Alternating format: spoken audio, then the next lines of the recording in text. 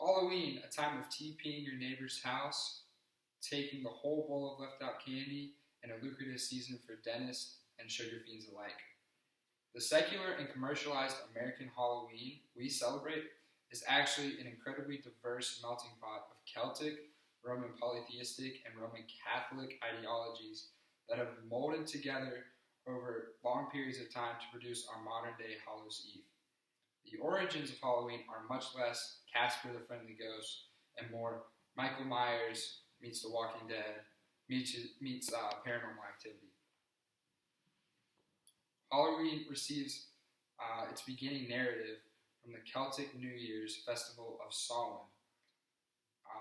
These pagan worshippers lived approximately 2,000 years ago in modern day Ireland, UK, and northern France. The Celtics believed that on the eve of Samhain, October 31st, the realm of the living would become open to the dead. The Celtics believed the ghosts that would pass over to the living were benevolent forces seeking to wreak havoc on the people of Celtic faith, causing illness and destroying their crops.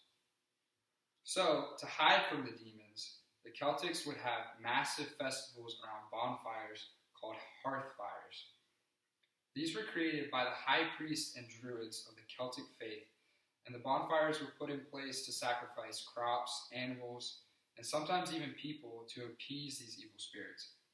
During the celebration, all would dress up in disguise and try to camouflage themselves from the spirits in just the most grotesque outfits you could possibly imagine. They were normally created from animal heads, skin, bones, dried up blood, whatever they could do to make themselves look as nasty as possible to these spirits. Once the festival came to a conclusion, the hearth fire would be extinguished, which they believed would grant immunity to all in attendance. The Samhain festival began to adopt foreign cultural features once the Roman Empire excursion of the Celtic territory began. By 43 AD, the Roman Empire had conquered most of the Celtic world and began a rule that would last roughly 400 years. By doing so, two Roman festivals began to intertwine with the Celtic New Year's, Samhain, Feralia and Pomona. Feralia was celebrated as the passing of the dead, and Pomona, the goddess of fruit, was worshipped every late October.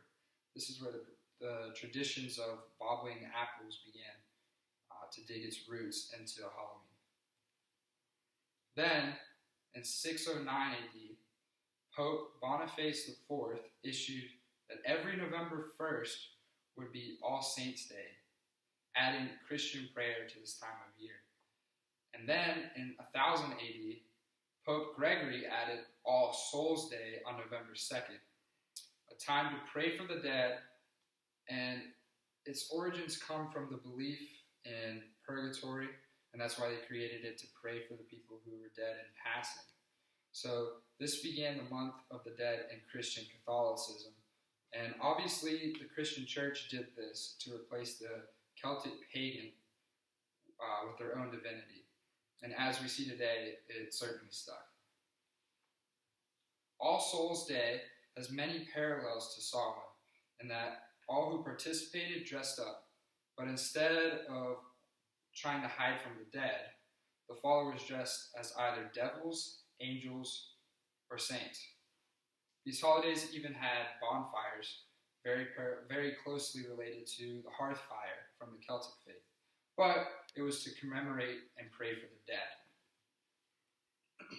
As eras came and went, the slang for the holiday changed, and many began to recognize October 4th as All Hallowmas, then All Hallows, finally All Hallows-eve, until it eventually landed on Halloween.